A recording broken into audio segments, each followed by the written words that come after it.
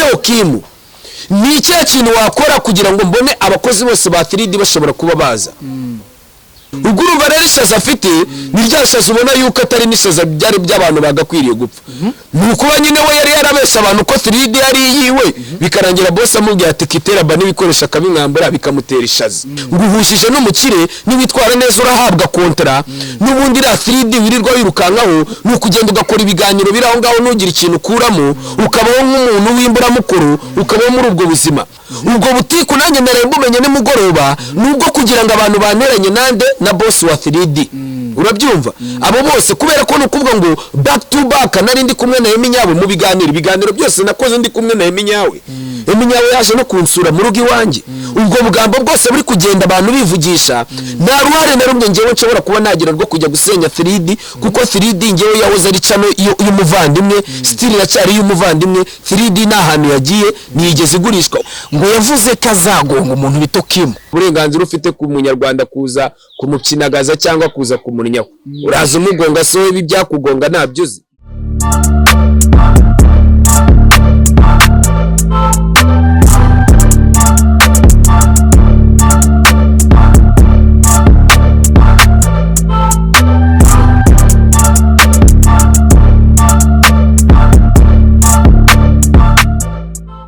Yes, of course, comme tu baby never care fake of course king of voice no ambassador of kamyatsi mtoto tamwe ngenda talkative to travel View Nation cours magique wahandi wavuzwe mu byaheshuwe. This is Wabagaye TV. Nkuko musanzwe mubizi rero ahangaha content ni Ziburanchwii. Nkumvuga ngo Ziburanchwii abantu benshi bamaje kugira gute? Icara wige niyo hashtag turimo turi mu mwaka wa hashtag icara wige gahunda ni Zibura episode par episode kuri episode ariko no kuvuga ngo reka mbanze nangire nifuriza abantu umunsi mwiza w'intwari. Happy Heroes Day. Nshimira abanyarwanda muri rusange, abanyarwanda bamaze kuzamuka muri leta zunze ubumwe za Amerika mbabwira ngo Imana nikomeze bafashe aho bari bagende badushyigikire. The Ben bamaze kuzamuka ubu ngubu uri kubarizwa muri leta zunze ubumwe za Amerika. Bruce Melody bamaze kwigererayo. Abanyarwanda n'abandi batandukanye bamaze kugera muri Rwanda Day. Arisude bamaze kwigaragaza bamaze kwigaragaza ku kijyanye na population y'abantu bakunzwe cyane muri showbiz bamaze kugerayo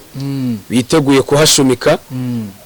Benavuga yuko n'umuyobozi w'igihugu rwose ashobora kujya muri after party ya Arisude. Tukiraho ngaho rusasi igihugu cyacu Paul Kagame araza kuba ari kubarizwa muri after party ya Arisude. Ariko bisanzwe bizwi ko n'ubundi president wacu asigaye akunda ibintu bita entertainment cyane ko arabona ajya zifasha su Bwambere yitabira ibitaramo by'abajene kandi niyo drama wamaze kwigarika wamaze kwihinere ugomba kuba ari kumwe nawe abastari batandukanye bose nkuko mbere twari twakomeje tuvuga ku bazajya muri after party ya Toxic ariko byamaze kugaragara yuko ibyamamare bigiye bitandukanye abo bitwa bashize Afro Papi ibyo byamamare byose biba muri Amerika bo bamutse batetadana abastari bose baba muri diaspora TMS abastari bose bo muri diaspora bose bafite izina rikomakomeye hano mu gihugu ndetse ahubwo ridakomeye bose no kuvuga ngo after party ya Arisude yamaze kugoyinga viral ku buryo nimugoroba narayimbenye itangazo rivuga ngo yamaze kuba sold out, ticket zamaze kuba sold out kubera ko hari ababukinze. Arisude yari yamaze amayero na amadolari 40 na amayero nawe bazara amadolari 40 yego Arisude yamaze kugoyinga viral urumva ko ibintu birateguye iyi Rwanda Day iraza kubirimo n'ibiceri nese nimba urumva mu Arisude after party yiwe Rwanda Day after party yiwe nimba yamaze kugoyinga viral ku buryo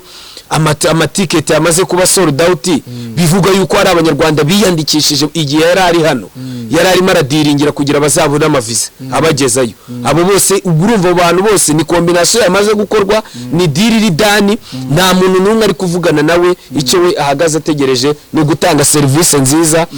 ngira ngo nimba ibi bintu biri kuvugwa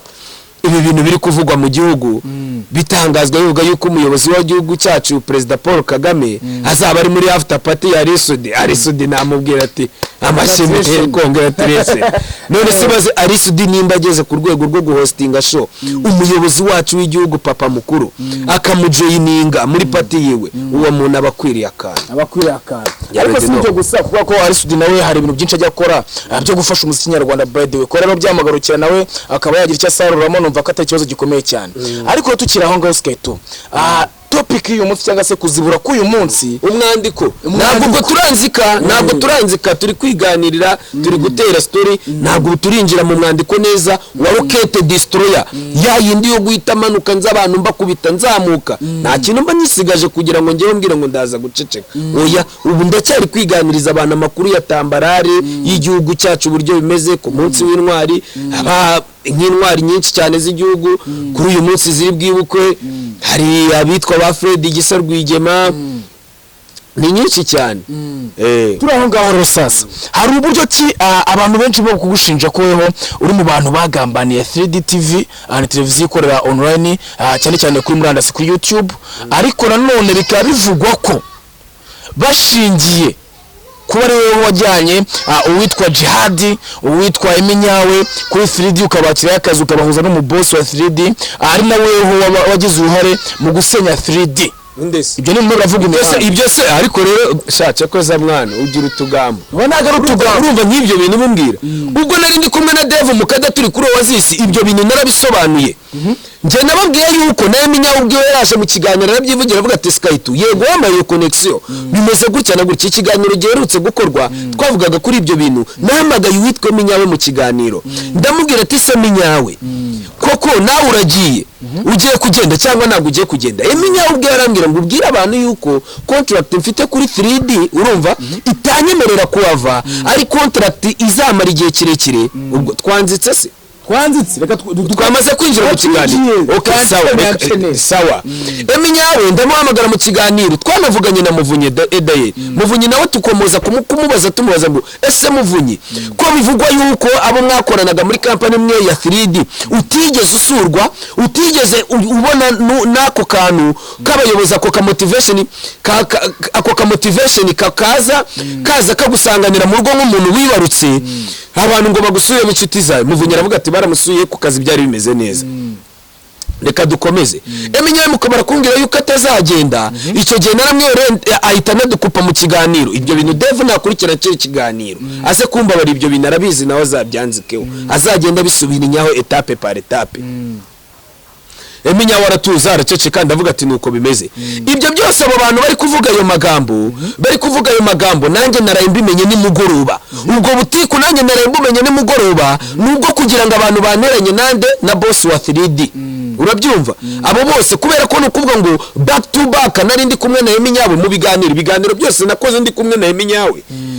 yaje no kunsura mu rugo iwanjye ubwo bugambo bwose buri kugenda abantu bivugisha nta ruhare na rumwe ngewe nshobora kuba nagira rwo kujya gusenya 3D kuko 3D ngewe yahoze ari cano y'umuvandimwe still iracyari y'umuvandimwe 3D nta hantu yagiye nigeze igurishwa umukozi ashobora kugenda ese ko bari kunshinja ibyo ngibyo ko batari kunshinja ibya Oasis kandi nawe narayivuye hari ikintu kimwe cyarese ubu si ubu n'abantu bambanaga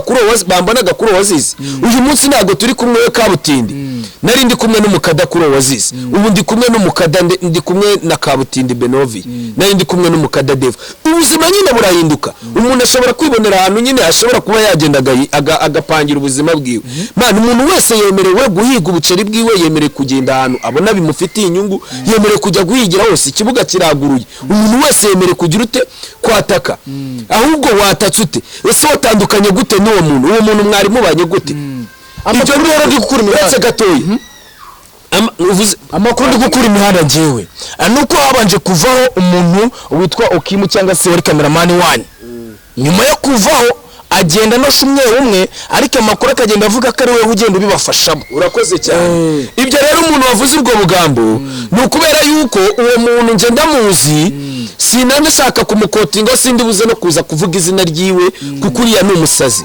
nje nabimye interview abantu bo kuri Dynamic urabyumva nje nyimara kubimye interview nje ndababwira ati ndabiyamye nje nimukaze kunkoresha interview z'ubuntu nje ntabwo ubwo bugoryi bwanyu nje mba mukeneye urabyumva neza mu boss tuzajya ngo muri kumwe jewe ndanye ndabwira ati ni gute mwebwe abakire bazajya bibirwa babahereza amafaranga yo kumpereza mwarangiza mukaza kunkoresha uburoko ibyo ni ibyabereye hari ibyo bintu byose ni ibyagiye bigaruka mu kiganiro ndabakatira ndabwira ati mucamoka ngene mukajye mumbwira aba boss banyu mu Burayi nimba boss wabo ba muri Amerika aba yakubwiye ati genda ukoresha Sky2 boss wawe twarivuganiye akambira ati Sky2 nge nzagutumaho umuntu azumumera interview ngo ibiceri warangiza ukanzanira iyo ndambicomoka ubwo nabo ngabo bose nyine abo bantu bagenda banzanira utwo tuntu ngenda mbana bo kubera ko bavuga ngo Sky2 aziranye n'aba diaspora benshi bo biceka amabinga bakavuga ati Sky2 nura mu boss baraziranye nge nta boss wa Dynamic nituziranye nta naho muzi buretse kubona ukimu nyine yaripanze akazi wose akabarekrita gusa sinatinya kuvuga yuko isenyuka rya 3D ryagizwemo uruhare n'uwitwa Okimu cameraman Okimu hostinga Djihad kuko Okimu kunzika n'uburakari n'umuhari yaturukanye muri 3D ubwo yarahavuye nawe yagiye yikoma akaboko kukanda avuga ati iriya 3D bandaburijeho kuri ya narayiruhiye nanjye nzabemeza buretse gatoya tugaruke kuri ako kantu kuko buriya 3D imbere yuko ijya mu biganza bya Mr X Okimu yahoze ayikoraho ku mukire wa mbere wari nyiri 3D ndetse nabo bamuvunye Okimu ni umwe mu bantu babanje kuri 3D wa hostinze aba bamuvunyi aba ba Breze bagiye kuri 3D abantu benshi urabizi ko Okimu ari we wari umukameraman ari nawe usa nkaho bikuriye ari nawe umeze nk'ubikuriye aba ba King Platinum abo bose ni bamwe mu bakozi ngewe deja Okimu bundi ngewe buryo twamenyanye kugira unumve none gusobanura n'ibyo bintu byose Okimu kumenyana nawe Okimu muzi ari umupeto wo muri karitsiye hano muri karitsiye uramuzi yikinira umupira ari aho ngaho yiyamenya akunda ibintu byo gukavaringa Jya mukumenyana na Okimu twahuye bari ku hostinga baje kunshutinga muri boro mu ndirimbo yanjye bita nibyo nkoze muri peto wa karitsiye turaciringa turagahuza mukumara guhuza nawe mbona ni peto wa fresh dutangira gukorana kuzajya mu hostinga nibwo naje kugira igitekerezo niwe waje kundabura diru Okimu rane wandawe yuko 3D irigize ute irimo iragurishwa njewe mbirabura boss mukubirabura boss aza gusumba umuzigo aza kugura cano aje kugura cano yashakaga kurekrita iki abandi bakozi ariko uwitwa King nawe akaba yarari mu kizuru kuko King nawe yarari mu kizuru hari uburyo yarari connected na boss uramuzi King nawe ni umurokore uramuzi na boss ni umurokore urumva guhuza abarokore bose ni ba bantu bahise bahuza ukuntu ariko nanjye ngo hagati ndi mu kizuru ndimo ndarekura imiriro ubwo witwa Okimu rero nibwo nyuma yaho yambwiye ati Sky2 ko mbona bagiye kugutuza umuzigo kandi deal yamaze kuba dani boss aho kugerage gushaka abandi bakameramani nta kuntu wamwongoza akagura na timu yose ndamubwira ati ibyo ni urucabana niko guhita mfata timu yose abitwa ba Gaspari ba King ndetse na Okimu bagenganiriza umukire ndamwe atakugira tujye gufata abandi bantu batamenyereye ibyihicano reka njewe ngirute reka nongoze barapeti bose tubarekritire rimwe nkuko bari basanzwe bakora kuri 3D baze stili n'ubundi bakiri iki bakira ba 3D nta kintu cyahindutse twigurire 3D yose twabanje kugura cano nyuma yaho tuzana n'abakozi bose tubazira rimwe ibyo bagiye babemerera niko babikoraga baza muri company baratangira baranchena barakora boss rero nta kindi kintu yapfuye na Okimu ibintu ndabivuze nushaka unyihanganire Okimu yapfuye na boss yuko ibikoresho bya company yabijyanaga mu nyungu ziwe bwite yarangiza ntanatange raporo icyo baragipfa baramusezera kurumva nyine nimba Okimu ari we wari ushinzwe matiriyo Okimu niwe wari ushinzwe matiriyo deja n'abantu muri rusange babona bizo Okimu akunda kwifunga ni wa mupeti uri njo posteri ni cyanje posteri ni wa mupeti ushaka gukora ifoto ni wa mupeti ushaka kugera mu bantu nimba cano yari yakapo ahita agenda yabyimbye ababwira ati ninjye nyiri 3D niwe nyiri 3D na Dynamic ariko ngo niye kuko amakuru nyine none se bamuhaye ibintu byiza wenyine Okimu agirirwa icyizere cyo kuhabwa kumanaginga, yikundira kwimanagingira, kwitwa boss, akunda kubifiringa, yikundira gukora ifoto. Urumva rero uwo muntu nyine we kandi deja Okimu n'imyaka yibira bimwemerera, yemere kwidagadura, aracyari kibondo. No Okimu ntabwo yari umupeteje bundi, niko cyateretsemo ibintu by'iproteine kikaganguza, ariko ntari biryiwe nyine nawe n'ubucancuro. Ubwo urumva rero ishaza afite ni rya shaza ubona yuko atari n'ishaza byari by'abantu bagakwiriye gupfa. Nukuba nyine we yari yarabesha abantu ko 3D yari yiwe, bikarangira boss amubwiye ati kiteraba n'ibikoresha akabimwambura bikamutera ishaza, nta kindi kintu. Nawe rero nk'umukobo wese uhura n'ingagari igatangira kumumenamo, nawe wese avuga ati bari abakozi nayo nzamuraburiza. Nimba koko tuvugisha ukuri, urabizi wabaye muri company ubuzi uburyo ihemba, ubuzi na kote febre ya company, sibyo? ubuzi n'ibibazo byose biba muri company byose ubizi. Okimu rero ntabwo yabaye umusirikare nyawe. Neza tukiraho Sky2 gatoyi, impamvu Okimu mvuga yuko ibyo byose guhirika 3D ari we bijyaho, nawe uri ngewe wabimushinja n'undi wese ubizi. Okimu niwe twabanye muri company ya 3D, urabyumva? Twese muri abansi abantu bose bari bahari, nta n'umuntu n'umwe waciye kuri 3D utajya yigarukaho. N'abantu bose abitwa ba Kasiepizo, ba Breze, abantu bose bayikozeho, nta utaze 3D. 3D ni umuryango munini wagiye ucamo abantu benshi. Ni ukuvuga ngo iyi 3D kuyishinja Okimu niwe muntu wari uzi amabanga yayo, kuko urumva nimba waragirirwe icyizere ukaba ari we manager ugomba gushinga ibyo bintu, urumva deshi ko byagenda kose na zimwe muri contract iz'abakozi ubuzizi. Urumva ko guhirika company ikintu nawe kiba ni ibintu ushobora kuba wakora. Nimba ko kubwiwe Okimu yaraganiriye n'uriya boss wa Dynamic, bakaganira bakumvikana ku kijyanye, ubundi ngo biravugwa yuko uriya boss ajya kuganira na Okimu yamubajije ngo ese Okimu ni icyo kintu wakora kugira ngo mbone abakozi bose ba 3D bashobora kuba baza, kuko muri proposal yari yatanze yari yabyemeje. Nta kindi kintu Okimu yakoze, yaragiye aravuga ati nimba runaka yahembwaga 400 turamukubita senyesi automatically kumufungo. Aragenda arabibara, arangije agenda nagamo n'agaceregeshwa ngo kavuga yuko ngo 3D tahembaga neza abakozi. Agenda akoresha ko kantu ko kwica abakozi mu mutwe kugira ngo ayisenye gutyo, agenda arekirita.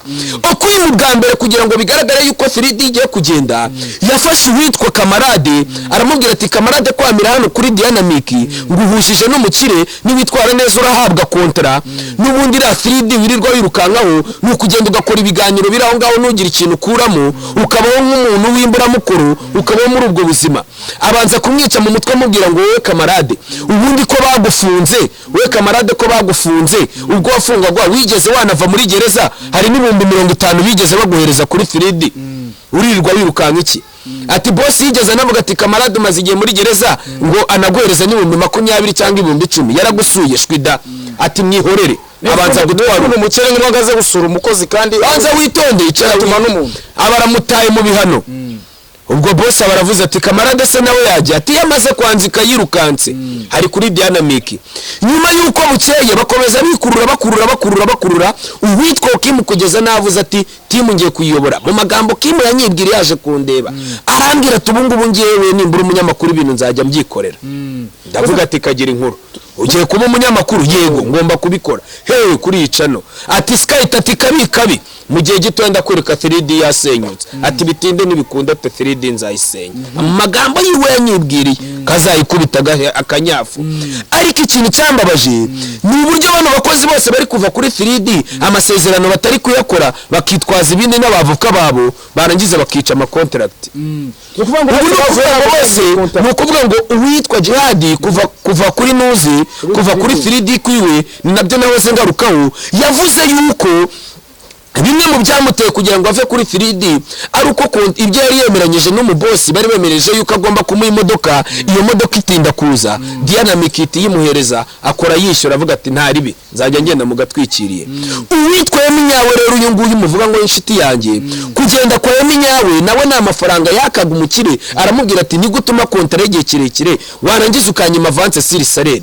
mereza avance sur salaire cyangwa se umungurije amafaranga make yo kwikenura ndebe uko mba nkora undeke uburenganzira mbe nkora ibyo ni bimwe mu byo Eminyawe bivugwa yuko kimwe mu byatumye Eminyawe yamaze kuva kuri 3D ni ikivugwa yuko hari amafaranga yarakeneye yuko bamuhereza muri company n'umuntu wari ufite contract y'igihe kirekire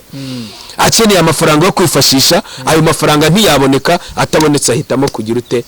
gukwepa hari amakuru ande muri mihanda ravuga ko uwitwa boss wa 3D ngo yavuze kazagonga umuntu bito Kim ngo kubera ko Kim yaramaje kubona katangiye kumusenyera cano hari ikintu biziho oya ibyo ni brage iki gihugu turimo ntago ari cyo kwihorera ntago ari igihugu cyo kuvuga ngo uraza ngo wowe kwigira nyirashakweri ngo ufite amafaranga ngo cyangwa se ngo uri umuntu wadanje iki gihugu ntago ari icyaso ntago ari icyanyoko ubutunzi bya mirenge cyangwa ubutunzi biki ibyo ni bikureba nta burenganzira ufite ku munyarwanda kuza kumukinagaza cyangwa kuza kumunyaho uraza umugonga so ibi byakugonga ntabyozi wamugonga ukamugonga nawe ukaruhukira imvuto uramugonga mugonga uruhukira imvuto cyangwa umuvuzi si amafaranga se umenya yuko iyo ukoze icyo cyaha nk'icyo wakigambira uragihanirwa n'amategeko kwica umuntu wabigambaniye kugonga umuntu wabigambiriye urumva ibyo byose ni icyaha gihanirwa n'amategeko gusa ndabizi neza ntabwo ibyo bintu mikaya sorry boss wa 3D ntabwo yabikora ni umuntu w'umugabo ntabwo ari umuntu wagera kuri urwo rwego kuko ngo yagoga aramugongesha iki se amurusha amafaranga se none se boss wa 3D ugira ngo safite ni kofi ndende nubundi baramwinjirije bagenda batagenda ni umukira araza kurekrita abakozi ese ahubwo ngo turaza kumenya ngo kariba y'abanyamakuru araza kurekura araza kurekrita kuri 3D bari buze bagafata icyuho bagafata cya cyuho fata ku mavuta utakiri mu mwandiko utagikora utaza kunyura ngo fata ku mavuta afite yakaye kazi nabata ku mavuta ko rero manager wari yarigeze mu nyiri 3D ibyo yariga ibyo ngibyo byose biracyakunda byamaze kugaragara ni boss se ntabwo yari kuba yarekirisa abandi bantu nawe akazi karamunani niyigumire muri gorira komeza binkoma amashyi urabyumva ubwo dushireho clearance rero ku bantu bari kuvuga ko ari wasenya ibyo mbirimo sinabisenya nta bushobozi mfite ngiye ahubwo abantu nibareke nibakira ibyanjye bya wabagaye ibindi bikomeze Eminyawe rero mu kutumvikana no mukire wiwe gutyo nibyo byahise bituma nigendera kuko nawe hari amafaranga yarakeneye avuga yuko nawe hari amafaranga yarakeneye avuga ati ntago Djihad akakanya ntago Djihad ngiyewe naba naramuzanye ngajya mu hostinga bakaba bamaze kumuha agatwikiri umbwire ngo nzaguma kubuhuma kandi mfitiye kontra umukire nanjye muri kontra mufitiye naba mayemo igice nanjye mbanze n'ikenura n'icyake mbe nguze n'iyo moto ndirirwa munirukanka kubuhuma bw'iki nirirwa nkoresha amatike yamaye ibicera kamerezamo make imyaka maze kuri 3D nkora yamayemo make batabyumvikanyeho neza nawe arayigendera binavugwa yuko we kwivumbura kwiwe byageze naho ejo bundi avuga ati se boss imodokari wari wazaniye Djihad kuki yamaze kugera muri majerwa ngewe wayimaye n'ubundi ko mukora amafaranga ngiye nkakongera makeya ukabuma iriya modokari umukira tereka reka imodokari igomba kuzajya igendamo umudamu wanjye wowe wicara wige utuze nzagenda ngira uburyo nkugenera ngaho nguko rero ngaho Eminyawe arayangije kubyumva haravuga ati nanjye ngiye kwigendera bivugwa yuko soon as possible turaza kubona uwitwa Eminyawe kuri The Dynamic arimo arikaraga ari kumwe na Djihad wiwe basabira umugisha kuri diwo yabo nanatanga itangazo yuko umunyamakuru wese wiyaminiya ubona yuko ashobora kuza akazu akamena akaba yakora kuri 3D akaziba icyuho aze kunyandikira inbox nimero yanjye ni 0789411190 aze kunyandikira ngiye mujyane kuri 3D yikorere umunyamakuru ubona yuko yazimya Eminyawe akagenda kuri 3D akagenda agakora akaba abantu biyaminiye bakora ibintu nk'ibyo Djihad yakoraga ahubwo bagakora ibirengeje ibyiwe banyandikire mbaha akazi kuri 3D kuko Eminyawe yamaze kugenda sans tout travaux keretse ubwo ngubwo Eminyawe nawe amenye yuko kontra afite kuri 3D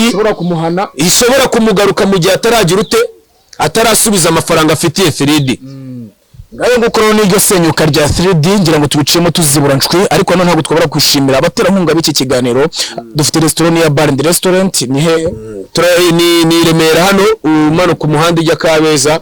hafi ya station iri hariya bayita yego niho hariya niho biri kubera hafi ya munsi ya Alpha Palace muri Citronia niho biri kubera niho ushobora kudusanga tukaba twasangira agacyayi ibindi bisobanuro bwose uramutse ukeneye telefone nziza ushobora kugana muri Car Free Zone kuri Rujama phone shop internet yo murabizi nk'ibisanzwe kari ya Mango 4G dukomeza tuhatwika blessing mukore subscribe like and share mbabwira ngo Wabagaye TV nakagaruka kandi ibiganiro bya Ziburanchwii byo tugomba kubikora everyday mubona update kuri update Sky2 twagushimira murakoze cyane